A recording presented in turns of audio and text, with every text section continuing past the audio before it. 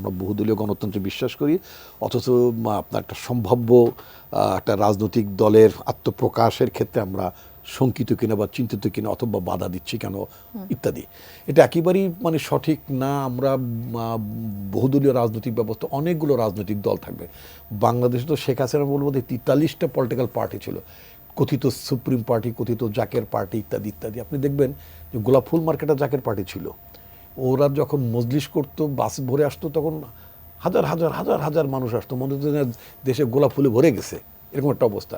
কিন্তু জাকের পার্টি যখন ইলেকশনে নমিনেশন দিত 300 আসনে, প্রত্যেকটা আসনে জামানত হারাতো। ঠিক আছে, আচ্ছা, তারপরে সেটা তাদের তাদের ব্যাপার। তারপরে কয়েকদিন কি ভান্ডারী সাহেবের একটা দল হাসিনা দিয়ে গেল সুপ্রিম পার্টি। তো এই ধরনের যে কোনো সুপ্রিম পার্টি বা কথিত পার্টি, যে কোনো পার্টি হতেই পারে, এটা নিয়ে তো আমাদের কোনো মানিয়ে নেই, মাথা ব্যথা নাই। আমাদের বক্তব্য হচ্ছে যে সরকারের কাছে আমরা যে কথাটি বলতে চেয়েছি যে এই জাতীয় কোনো দল, যেটা আমাদের দলের তরফ থেকে বলা হয়েছিল যে কোনো দলের রাজনীতি করার সুযোগ দেওয়ার জন্য অথবা কোনো দল ক্রিয়েট করার জন্য নির্বাচন বিলম্বিত হচ্ছে কিনা, আমি ব্যক্তিগতভাবে মনে করি সেটা স্কোপস ভেরি লিমিটেড। এই কারণে যখন মিলিটারি গভর্নমেন্টরা যখন ক্ষমতায় থাকে তখন তার ক্ষমতাকে, এটা একটু বলে রাখা ভালো, কারণ আমাদের দেশে দুটো বিষয় আছে, একটা যে একটা দল হচ্ছে কিনা, আর একটা হচ্ছে কিংস পার্টি বলে একটা শব্দ আছে। আমি এই সরকার আমলে এটা সম্ভাবনা দেখি না, অন্য পার্সোনালি আমি দেখি না আমার দৃষ্টিভঙ্গিতে, যে কিংস পার্টি কখন হয় যখন একটা মিলিটারি গভর্নমেন্ট থাকে এবং সেই দলটি যখন সেই মিলিটারি যখন ক্ষমতায় থাকতে ইচ্ছা প্রকাশ করে তখন তারা তাদের সমর্থক একটা গোষ্ঠী তৈরি করে এবং এটার জন্য মানে কতগুলো ছোট ছোট পার্টি পুটি এটা তো তৈরি করে ক্ষমতা থাকে। আমি ব্যক্তিগত বিশ্বাস করি প্রফেসর মোহাম্মদ ইউনূসের এই ধরনের কোনো পলিটিক্যাল অ্যাম্বিশন নেই, এটা আমি পার্সোনালি বিশ্বাস করি। এবং ওনার উপদেষ্টা মণ্ডলীর মধ্যে মেজরিটি যারা আছেন তাদের সে সামর্থ্যও নাই, সক্ষমতা নেই। আমি দুটো শব্দ বলেছি, মেজরিটি। বাকি দুজন ছাত্র প্রতিনিধি আছেন, তারা যদি কখনো রাজনৈতিক দল করতে চান, ওয়েলকাম। তাহলে তো তারা এই অন্তর্বর্তীকালীন সরকারে থাকবেন না, তারা আমাদের মতন কাতারে চলে আসবেন, রাজনীতি করবেন, দল বানাবেন, মানুষের কাছে যাবেন, জনগণই বিবেচনা করবে। এবং আওয়ামী লীগের মতো একটা দল তো বিতাড়িত হয়েছে। যদি সোহেল তাজ, যে আপনার মুক্তিযুদ্ধকালীন সময় আমাদের প্রধানমন্ত্রী ছিলেন জনাব তাজউদ্দিন আহমেদ, তার ছেলে সোহেল তাজের একটা কোটেশন আমি উল্লেখ করতে চাই। উনি বলেছেন যে শেখ হাসিনাকে জনগণ ঝেঁটিয়ে বিদায় করেছে। তো ঝেঁটিয়ে বিদায় করার মধ্যে শব্দটা এইভাবে বলেছেন উনি, নিশ্চয়ই আপনার খেয়াল আছে, ওনার ফেসবুকে উনি স্ট্যাটাস দিয়েছেন। তো ঝেঁটিয়ে বিদায় করার পরে বাংলাদেশে কোনো আওয়ামী লীগ খুঁজে পাওয়া যাচ্ছে না। তো উই নিড এ পার্টি। আমি তো শেখ হাসিনার মতো মানে যেটা বলে একেবারে একটা মানে খালি মাঠে একটা গোল দিতে চাই না। We need a party. আপনার ওই ভদ্রলোকের যিনি প্রশ্ন করেছেন, আমরা একাধিক পার্টি চাই যাদের সাথে আমরা খেলতে চাই। কিন্তু আমাদের আফসোস হচ্ছে যদি কোনো একটা বড় বড় বড় মানে টিম যখন খেলে, তো তার সাথে ফরাসগঞ্জ বা অথবা অন্য কোনো টিম যদি খেলে, এটা তার জন্য খুব মনে হয় না, কি বলে, খুব সম্মানজনক মনে হয় না। আমাদের কাছে আমরা যে একটা বড় পার্টি হতো, বিএনপির জন্য ভালো হতো এবং একটা চেকস অ্যান্ড ব্যালেন্স থাকতো, বিএনপি পার্লামেন্টে গার্ডেড থাকতো, একটা জবাবদিহিতার জায়গায় থাকতো। আমাদের সেই গণতন্ত্রের সাথে জবাবদিহিতার স্বার্থে তো একটা বড় পার্টি আমাদের দরকার ছিল অপোজিশনে, আওয়ামী লীগের শূন্যতা যদি কেউ পূরণ করতে পারে। তো সেই ব্যাপারে তো আমাদের কোনো শঙ্কা নেই। কিন্তু আমাদের শঙ্কা না, আমাদের পর্যবেক্ষণ বা আমরা যেটা ওয়ার্ন করেছি যে সরকারের ক্ষমতায় থেকে দায়িত্ব পালন করে সুযোগ সুবিধা নিয়ে যদি কোনো রাজনৈতিক দল বা রাজনৈতিক কোনো কর্মকাণ্ডে অংশ নেওয়াটাকে আমরা সাপোর্ট করব না।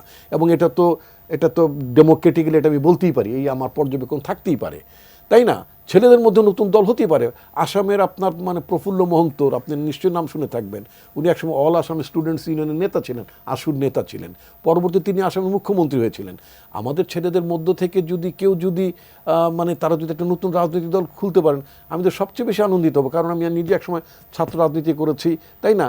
ছাত্র রাজনীতি করতে যদি কেউ যদি দল বানাতে পারেন খুব ভালো। আপনি কানাইয়ার নাম শুনেছেন, আপনি জওহরলাল নেহেরু ইউনিভার্সিটির একজন বড় মাপের ছাত্র নেতা ছিলেন। তারপরে তিনি রাজনৈতিক দল খুলতে পারেননি, পরবর্তীতে তিনি ওই মানে বামধারার সংগঠনে গিয়েছিলেন, সেখান থেকে প্রবাবলি বিজেপিতে অথবা কংগ্রেসে চলে গিয়েছেন। That was the reality, that is the reality. আপনি যখন আপনার নিজস্ব রাজনীতি দিতে না পারবেন, তখন আপনাকে ওই কানাইয়ালালের মতো আপনাকে ওই বিজেপি কংগ্রেসের মধ্যে বিলীন হয়ে যেতে হবে, অথবা ওই কি বলে মানে আমি কোনো দলকে আন্ডারমাইন করতে চাই না। তো সুতরাং আমাদের কাছে অনেকগুলো উদাহরণ আছে। আরো দুটি প্রশ্ন ছিল, একটু যদি ছোট করে যদি পর্যালোচনা ফলে বিএনপির এই ধরনের কোনো আশঙ্কা নেই। রাদার বিএনপি ওয়েলকাম করে যা অনেক দলগুলো আসুক এবং they should face the people, জনগণের কাছে যাক, জনগণ গ্রহণ করবে, গেল এক। আর আরেকটা কথা তিনি বলেছেন যে আমরা একটা এই কথার উত্তর আমি প্রথমার্ধে দিয়েছিলাম। উনি বলেছেন যে বিএনপি কি শুধু একটি নির্বাচন জন্য, এটা ইদানিং কিছু কিছু কনোটেশন, কিছু কিছু লোকজন বলে না একটি নির্বাচনের জন্য এত প্রাণ দিয়েছে কেন। ইয়েস, একটা নির্বাচনের জন্য ওনাকে খুব জোরে, একটা নির্বাচনের জন্যই জনগণ প্রাণ দিয়েছে। সেই নির্বাচনটি একটা অর্থবহ নির্বাচন, একটা জবাবদিহিমূলক সরকার প্রতিষ্ঠার জন্য নির্বাচন, রাষ্ট্রকে গণতান্ত্রিক রূপান্তরের দিকে নিয়ে যাওয়ার মতো একটা সক্ষম রাজনৈতিক ব্যবস্থার জন্যেই একটি নির্বাচন। আমি উদাহরণ টেনেছি, সারা পৃথিবীতে যেসব দেশে দেশে যতগুলো গণ অভ্যুত্থান হয়েছে, সেই গণ অভ্যুত্থানের পরে অনিবার্যভাবে সেখানে নির্বাচিত সরকারই হচ্ছে আপনার দাবি করে, কারণ সেই সরকারের কাছে জনগণ আশা করে যে সেই রাষ্ট্রটি গণতান্ত্রিকভাবে রূপান্তরিত হবে, সেই রাষ্ট্রটি জবাবদিহিমূলক হবে, রাষ্ট্রের চরিত্র গণতান্ত্রিক থাকবে, ন্যায় বিচার প্রতিষ্ঠা হবে, সাম্য প্রতিষ্ঠা হবে, মানবিক মর্যাদা প্রতিষ্ঠিত হবে। সে আকাঙ্ক্ষাটা ট্রান্সলেট করবেন কি করে? থ্রু অ্যান ইলেক্টেড গভর্নমেন্ট, যেটা আমাদের দেশে আর্মি চিফ বলেছেন। আপনি পুলিশ ফ্রাজাইল হয়ে গেছে, সমস্ত প্রতিষ্ঠানগুলো ভেঙে পড়েছে, বিপর্যস্ত হয়ে পড়েছে। ফয়েজ সাহেব খুব রাইটলি বলেছেন যে বর্তমান অন্তর্বর্তীকালীন সরকারের দায়িত্ব কি, যেমন বাবা হিসেবে দায়িত্ব কি, গার্ডিয়ান হিসেবে দায়িত্ব কি, তার নেক্সট উত্তরাধিকার নাকি একটা উপযুক্ত উত্তরাধিকারের কাছে যদি সে হ্যান্ডওভার করতে পারছে, সে থাকে কি বলে কমফোর্ট থেকে, যে না আমি যেটা দিয়েছি সেটা তারা ঠিক করে চালাতে পারবে। অন্তর্বর্তীকালীন সরকার সার্টেনলি তার দায়িত্ব হচ্ছে যে এত প্রাণের বিনিময়ে একটা একটা পরিবর্তন হলো, একটা নতুন বাংলাদেশের আকাঙ্ক্ষা মানুষ দেখছে, একটা স্বপ্ন দেখছে, সেই স্বপ্নটা যেন বাস্তবায়ন হয়। তেমনি একটি রাজনৈতিক ব্যবস্থা, তেমনি একটি একটা নির্বাচনের মধ্য দিয়ে যদি তারা পাওয়ারটা হ্যান্ডওভার করতে পারে, দে উইল ফিল কমফোর্ট, তাদের স্বস্তি হবে। জনগণ তো এটাই আশা করে। সুতরাং একটি অর্থবহ নির্বাচনের জন্য মানুষ সরকারকে নির্বাচিত করতে পারেন, এক। আর উনি একটা প্রশ্ন তুলেছে 17 বছর, ইউনূস সাহেব একটা পার্সোনালি অপিনিয়ন দিয়েছেন 17 বছর। ওয়েল, 18 এবং 17 মধ্যে পার্থক্যটা কি? সারা পৃথিবীতে অধিকাংশ দেশগুলোতে স্ট্যান্ডার্ড এজ হচ্ছে 17। আমাদের তো লাইফ স্প্যান বেড়েছে, কমেনি। যদি কখনো গড় আয়ু কমে যেত, কথার কথা আল্লাহ না করুক, মানুষের গড় আয়ু যদি কমে যেত, তাহলে আমরা চিন্তা করতে পারতাম, আরে মানুষগুলো এত তাড়াতাড়ি মরে যাচ্ছে, ওদের ভোটাধিকার 13-14 থেকে শুরু করে দেওয়া উচিত। আগের দিনের মানুষরা 13-14 বছর বয়সে ছেলেদের বিয়ে দিত না, কারণ মানুষ বাঁচত 50-52 বছর। এখনকার মানুষ বাঁচে 90 বছর। এখন কি ওই 13-14 বছরে ছেলে মেয়েদের বিয়ে দেয় নাকি?